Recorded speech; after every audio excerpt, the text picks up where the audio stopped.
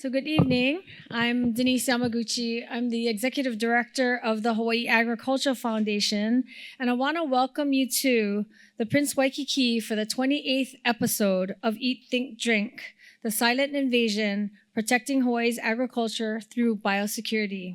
Tonight, we're expecting about 175 attendees, and we applaud you for your interest in our local agricultural industry and our local food systems. Tonight's program is being recorded and will be available on our website and our YouTube channel. So please silence your phones and refrain from talking as a courtesy to those presenting this evening.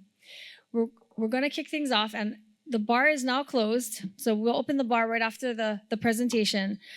But first, I'd like to acknowledge our presenting sponsor, Central Pacific Bank. And tonight we have with us Bob B., Group Senior Vice President, Division Manager, who I'd like to invite to say a few words. Bob?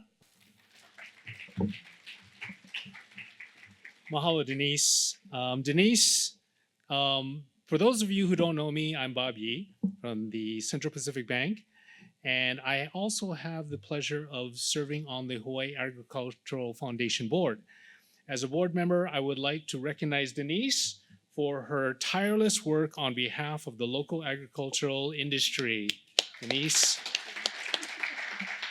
your efforts are appreciated. Tonight's topic on biosecurity is of critical importance to the state that seeks to build and expand on the agricultural industry that dates back to our plantation days. The plantations are gone, but the state has moved into other areas to sustain the industry with an increased emphasis on diversification as well as smaller gentleman farms. Even with that, the industry continues to lose acreage and farms, but there is hope on the horizon. As we heard at a previous Eat, Think, Drink event, the state and private sector are working together on ways to make the industry more viable through increased infrastructure and distribution of locally grown food and local hospitals, and through food and to the local hospitals and schools.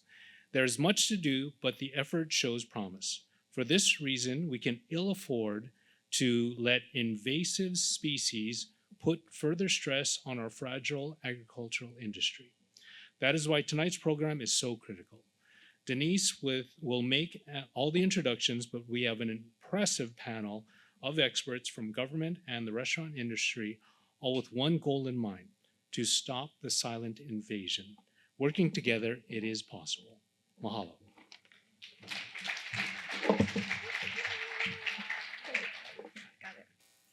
Thanks, Bob. I want to also acknowledge our other sponsors who made tonight possible: Alexander and Baldwin, Bayer U.S. Crop Science, Sentinel, Island Palm Communities, Chef Zone, Hawaii Gas, Hawaii Longline Association, Kamehameha Schools, Lend-Lease, Mahi Pono, Ulupono Initiative, United Airlines, United Fishing Agency, Prince Waikiki Hotel, and Waihata. We started Eat, Think, Drink in 2016 to spark meaningful conversations about food and agricultural challenges facing our community. And boy, do we have a number of invasive species issues today and bills addressing biosecurity before the legislature this year. Tonight's program will focus on the importance of biosecurity and how Hawaii can learn from global biosecurity leaders like New Zealand. Invasive species are one of the biggest threats to our farms, ecosystems, and way of life. And this is a unique chance for us to explore bold solutions. We are honored to welcome our keynote speaker, Mike Inglis, Regional Commissioner at New Zealand's Ministry for Primary Industries. Mike has been instrumental in shaping New Zealand's globally respected biosecurity system built on prevention, rapid response, and strong collaboration. He'll share lessons from New Zealand's approach and how they could inform Hawaii's own biosecurity efforts moving forward. Please join me in welcoming Mike Inglis.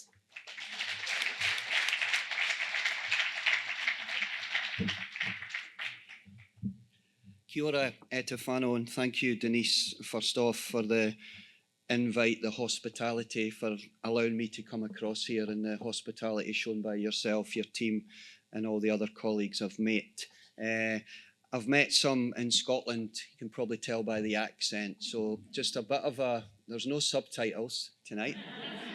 So I have to go from Scottish to Kiwi to Hawaiian, back to Kiwi, back to Scottish. So please, if you can pay attention, it'd be greatly appreciated.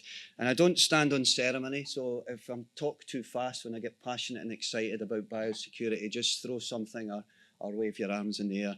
But first off, I'd just like to play a short video.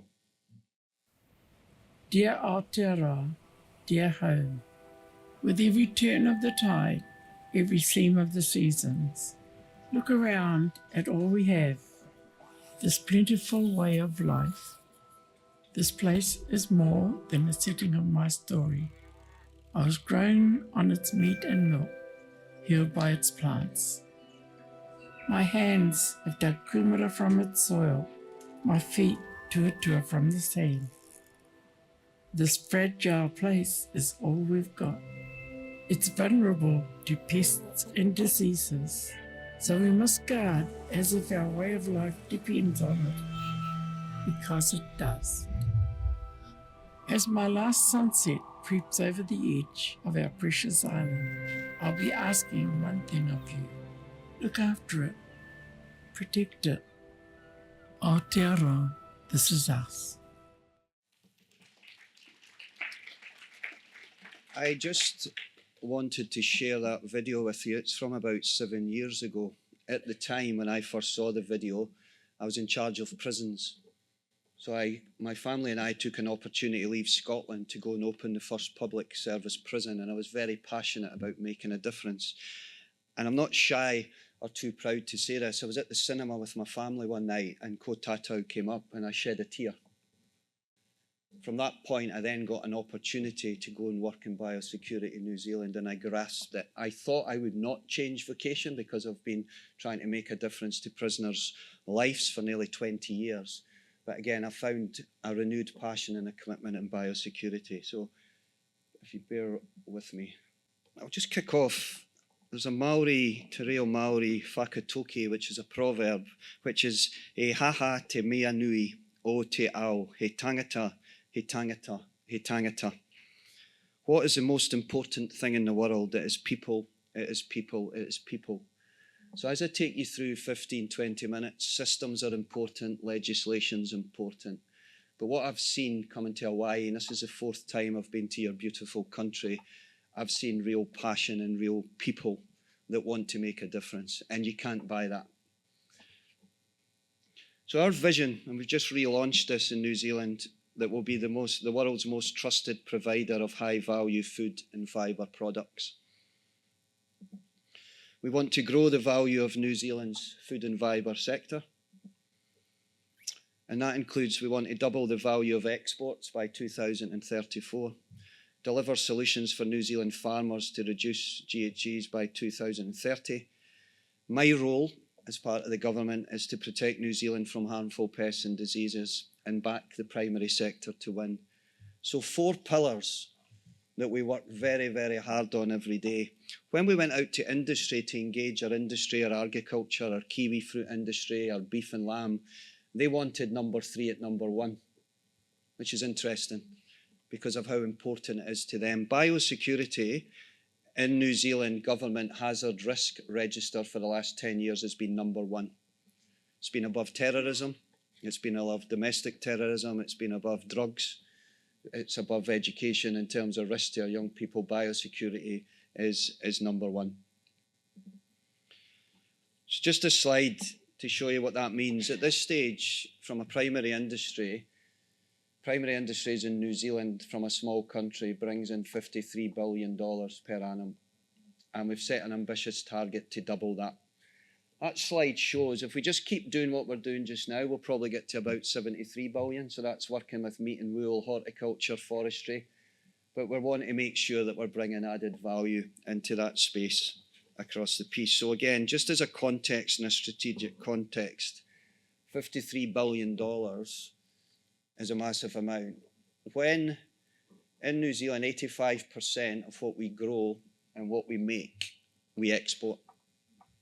So that's probably another reason why biosecurity is number one. So a bit of a messy slide, but it just shows you that we work very hard with our trade certification process, trying to make things as simple as we can for other countries. We've got lots of strategic connections throughout the world, try and make trade agreements, try and ensure that we've got import health standards. If we can build up relationships of trusted networks, then we make sure that the flow of trade and goods coming in is quick and as efficient as it can. Again, there'll be growing markets as well as we push particularly India, Taiwan over the next period in terms of both passengers coming in and produce going out. So, we need to support the trade goals and primary sector growth by reducing the time taken to develop new or amended import health standards. We got a bit of a kicking, if I'm allowed to use a Scottish word, but it was taking us up to 18 months to 2 years to allow new products into New Zealand. So we've invested in our plant health laboratories. We've invested up front in terms of our resources to try and get new produce to market as quick as we can. We need to implement digital border innovations for smarter passenger processing. Has anybody been to New Zealand in the last year? Hands up. Did you use the digital travel declaration? There's going to be a prize. Good answer. Good answer. She's my favourite in the audience. The New Zealand Travel Declaration has been a game changer for us, for passengers. We get predetermined risk assessment information coming in, which allows people to declare items, not declare, and we can do a risk assessment before they arrive in the country. So again, it's quicker, it's more efficient, and it also allows us to pinpoint any risk items and make sure we deal with individuals. Hopefully, if you flew into Auckland Airport, it was a good experience. Otherwise, you can speak to me because I'm in charge of that side of the business. We also need to implement smart screening technology in the new mail centre. When I partly hosted the delegation that came across from Hawaii, I think there was 25 people come across. I've seen the Senator and a few others. We were in the midst of finalised details for our new Auckland Processing Centre, and I'll touch on that in a second. So we want to modernise our Act as well, similar to what you guys are doing through legislation. We want to make sure that people are held to account. So again, higher fines if people are breaching things and doing it on purpose across the piece. We want to build on our transitional facilities and make them even smarter and better into the future, depending on how many risk items. We want to make sure that vessels are not cleaning 12 nautical miles off our shore. We may ask them to clean further out of the economic zone because we still have marine pests coming in. I'm dealing with a major incursion of caulerpa, which is an invasive seaweed that decimates the ocean bed that we're dealing with at the moment. So building that capacity to do that. And again, we want to make sure with New Zealand beef and lamb that we support M. bovis free New Zealand. I don't want to preempt this, but in the next 6 months, we will be one of the first countries in the world that has eradicated M. bovis from our shores, which is an incredible achievement and a lot of investment over the years. So we've got another cycle to go in terms of that phase, but again, very, very proud of that.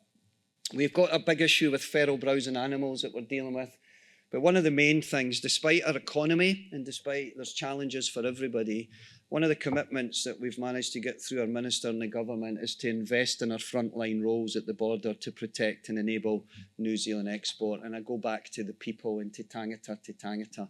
So we've managed to build that. Yes, we've got to be smarter, we've got to be efficient, but you've got to have the right people with the right skill sets at the right points at the border to make sure that we're not allowing pests and diseases in. So again, we've got a kaupapa in terms of our values, the outcomes in biosecurity in New Zealand, our approach, how we go about it. We want to be treaty grounded. We work with our local iwi partners, particularly if we've got a response, and we want to make sure we're system wide. There's a reason we call ourselves the Ministry for Primary Industries. We're the only ministry in New Zealand that's not a ministry of something. We're the ministry for them. Part of our job is not just being a regulator, it's to support, innovate, work with each other. Otherwise, we'll never get to that double export target. So it's quite a fine balance, being a regulator, but also being a supporter. So the staff and the leadership teams do a grand job over the years. And again, we will refresh this, but one of the main things, and again, listening to a couple of meeting Mason tonight, I don't know where Mason is, but entomologists, science-based is vitally important as you work forward. How do you get the data, the insights, the emerging risks to build your strategy upon? And again, we like to say Hinaki nets, fishermen's nets and fisherwomen's nets, that we're not a wall, New Zealand. We're a small country. It's a net that we have. And what we're trying to do is put layers of risk management to make sure those the gaps in the net are as small as possible. So from offshore to border to within New Zealand, and I'm going to touch on the fruit fly in a second in terms of incursion, we've got to work with a wide range of partners offshore, great relationships throughout the world to make sure that those import and exports are as busy as they can be. Just a couple of things I wanted to touch on in this. Pre-border is very important for us. We have a range of import health standards. So if you want to import a used car vehicle into New Zealand, there's quite strict controls. One of the reasons for that is we don't want brown marmorated stink bug, which would devastate our horticulture. So for across Japan, Asia, it's now finding its way into South America.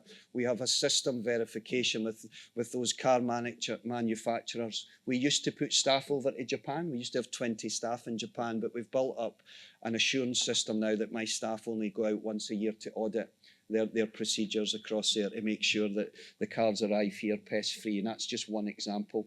We also have an import health standard for personal consignments. So you can't bring a range of food products in New Zealand. You can't bring pork products in, African swine fever. We don't want foot and mouth disease in New Zealand, and it was close not that long ago in Indonesia, and working our way through that. We then, in my role in particular, focused on the border, but we also have readiness and response, diagnostic, surveillance services, science risk assessment, and our intelligent planning and coordination service is vital. So those smart people that can get the data, the insights, and understand the why, and be very, very compelling of those risks. And if you don't do this now, here's the cost to the country in 5, 6, 7 years, because it's always very difficult to invest in something that people can't see or something that you've not got yet. So that's a challenge, and that's why, again, the people are very important. So where do we work? Again, I was at the airport and met an excellent dog handler yesterday with a beagle, and I think you guys have got 4 dog handlers. I'm fortunate, I have 4 dogs and handlers. I'm fortunate enough to have between 42 and 50. The dogs are an incredible resource. If you just look at the dollar figure to start with, particularly when we breed our own dogs and we put them out to foster families and we bring them back, it seems a high figure, but the flexibility, the adaptability, and where those dogs can work is incredible, and I'll touch on that in a second. We also, obviously, similar to yourselves, DHL, the mail centre. We've got staff permanently in the mail centre. We've just opened a new mail centre. We're at the ports across the piece. We have over 4,500 transitional facilities, and of course, we work at our airports as well. That's my new Auckland Mail Processing Centre. If you asked me 6 months ago, I wasn't sure it was going to open. We've tried to utilise new technology. We've got 3 scanning technology machines, one of which tracks fruit and vegetable and plant material automatically through an algorithm that we've developed with Auckland University. The other 2, as you see in the picture, are 60/40 dual imaging. One of the challenges we've had, I didn't want my staff out on the floor at the X-ray machine, so they're in a control centre from a health safety point of view, everything else. But everything has to work. So when they press a button to decline something, it has to come down the right chute. And we're taking in nearly 150,000 mail items a week. So we process, we've got a whole range of risk goods. We've got a white list where we can also put characters in. So if you're buying shoes from, say, Culture Kings, don't know, that's probably my kids, not my age in terms of buying stuff from Culture Kings, but my children. If for Culture Kings, we know that's low risk, these items get diverted down a separate lane. We also check, on top of that, nearly 25,000 mail items at the end of the process every year to show the compliance. And at this stage, our compliance levels in the mail pathway for the last 4 years have averaged 99.4% compliance. Our detector dog programme, and again, we can house kennels. We do have kennels on my site in my office complex. Again, We've been breeding beagles since 1996, but we do use other breeds. They are passive, they're a sit-response dog, but they can work in all our sites. We put them to cruise ships where necessary across the piece, and we've also helped French Polynesia and Tahiti recently in terms of training. Just to talk about the dog's value, those figures in the bottom right were just over 11 months. So 689 apples, fruit fly hosts, bananas, chicken items, beef items, pork items.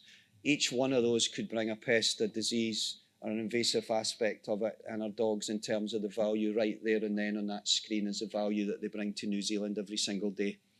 Plus, they don't have a union as well. They do have to get breaks every 20 minutes. So just some of the threats we face, again, similar to what you're dealing with. I want to thank Dexter, who spent more time with me. Where is Dexter? He spent more time with me in the last 2 days with his own wife, driving me about. And one of the most powerful things he took me out to, why Kelly is it, in terms of saying the beetle devastation, in terms of the trees out there. It was absolutely very sobering to go at that golf course and look at the devastation of that beetle. So I wish you well in terms of the work with the talent you've got in terms of either eradication or dealing with that beetle, because it's not just obviously how it looks. There's obviously a cultural aspect and how important those trees are to your past and to your future. So we've got a mix in there again, both in terms of whether it's through trees and PSA and avocado. We allow passengers to bring 40 kilograms of food in. 40 kilograms. Part of the change I'm trying to make through legislation is to limit that to 10 kilograms. It becomes extremely problematic going through 40 kilograms of food in terms of trying to find and to make sure that the food's been cooked to the appropriate temperature, etc. So it is complex. We find a whole range in terms of frogs, newts across the piece. So again, how important it is to keep our focus on. We do a lot in community engagement. I've spent some time with Chelsea too in the great work that organisation does across the piece, and I'll be wearing my hat back on the aeroplane, Chelsea. But we do a lot of work with community engagement. Ko Tātou started off that one department can't solve biosecurity. One minister or one legislator can't solve it. One community can't solve it. One foundation and the fantastic work that Denise and her foundation does can't solve it on their own. Hence why it needs the people. So we've had TV programs. If anybody saw Border Patrol, it's absolutely fantastic free marketing. And the feedback we get from the public about that and how well our staff do always helps us in times of difficulty too. You've got enough emotional in the tank if something goes wrong that people come back in and support us. We also, for those that have been freshwater clam, clean vessel, clean hull, seaweed, bag it, bin it, we do a lot of work with our community partners. That's my big boss in the middle there, Ray Smith. So in the middle, and first time he's smiled in about a year and a half, which is good. We also do a lot of recognition. We do National Biosecurity Awards. We have school awards. It's absolutely amazing every year, and I got the pleasure of emceeing it last year. We had 42 schools put in unbelievable, fantastic work with biosecurity in their local area. We could only make 2 of them winners, but across the piece, it's balanced. We have the Biosecurity Business Pledge. So we've got nearly 300 businesses throughout New Zealand have signed up to the pledge. So biosecurity in the boardroom. We find with a lot of organisation and companies, and we do chief execs packs in terms of how biosecurity assists their business, their commercial return. And we find those that have got strong improvements, organisational structures, very good at health and safety. The biosecurity then doesn't become, oh, here's another add-on, or here's Mike Ingalls coming to speak to us. It actually becomes the fabric of their business, and they can then see the benefits of it. So we're very, very proud of the biosecurity pledge and really thankful for all the businesses. This is just a small thing. I had to draft a response in January. This was someone that wrote to the Prime Minister wanting a pet lizard. So again, we wrote back from the Prime Minister, Mr. Luxon, just thanking him again for the letter, but also he could go to the zoo, but unfortunately you're not getting any lizards in across the piece. So to take that one letter and just ignore it, that person's mother contacted me at the end of February, and now the school have picked up a biosecurity partnership in the local community that's looking in terms of some of the vertebrae that are round about the schools to protect them in the future. My 1 minute warning is there. Just want to talk on fruit fly. The reason I look 56 or maybe look 70 is we've had 2 fruit fly incursions in New Zealand in the last month. Well, it was January the 3rd I got the call for the first one, Oriental fruit fly. So we swung into action. We've had 2, we've not had any further fines. But just giving you a perspective, we were out in the local community. We managed to get 150 staff. We work with local communities, signage up. We have not found any further. The 2 of them were not genetically linked, which is interesting. So 2 adult male Oriental fruit flies. For fruit flies, there's always a male and a female, and they're not linked. 116 traps. We checked and collected and tested 955 kilograms of fruit that was on the fruit, on the ground. So we go into people's host trees, we get the community assist us, and because of the timing of it, it was very, very difficult, but we've managed it. We've got new technology. We work our way through. That's where the traps are. So we can see when the staff have been out to check the traps. We've also got high-risk businesses mapped into an app. So when our staff are out, we know where high food producers are, that we need to engage with them a bit more regulatory. And again, we also work very closely with a governance board of our horticulture representatives, because we've got a partnership agreement, and looking at your legislation potentially that's coming, that sort of GIA partnership between government and industry is vital at times of crisis, because they come up, their staff and horticulture staff were working alongside my staff. We've had foot and mouth disease. Anybody coming to New Zealand just over a year and a half, everybody got searched. Everybody went through a foot bath because of the closeness of it. We did enhanced risk assessment. We put extra messages on the flight. We had my staff in Bali Airport communicating with individuals across there. We really invested, and again, that proved beneficial, because again, over the 18 months, there was no high risk items. And again, we're dealing with avian influenza. We're just finalising, which has cost nearly $2.5 million, and that was the poorer cousin of H7 across the piece, but we've dealt with that in a poultry farm down the south, and it's now finally getting cleaned and getting cleansed out, and we'll have more birds back in there in the next 2 months. And then just finally, we target low value goods as well. Just seeing some of your UPS is another, and we've got a real risk with people misdeclaring items in low value goods, saying they're children's clothes, but they're actually bringing fresh meat through. So we've got an extensive project on the go at the moment in terms of how we enhance that. So just finally, picture of a dog, because everybody loves a dog. I just want to finally say that just looking at the bill, it was really passionate for me to come back after meeting so many and seeing some of the bill that's going through, which is recommending just a change of name from Department of Agriculture to Agriculture and Biosecurity.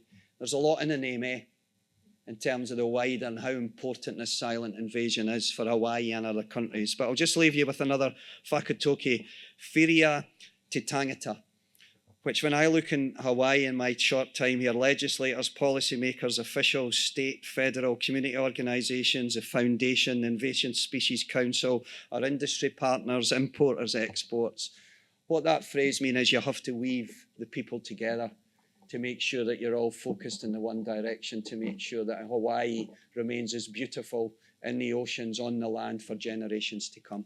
Kia ora tātou. Thank you again, Denise, for the opportunity to come and speak.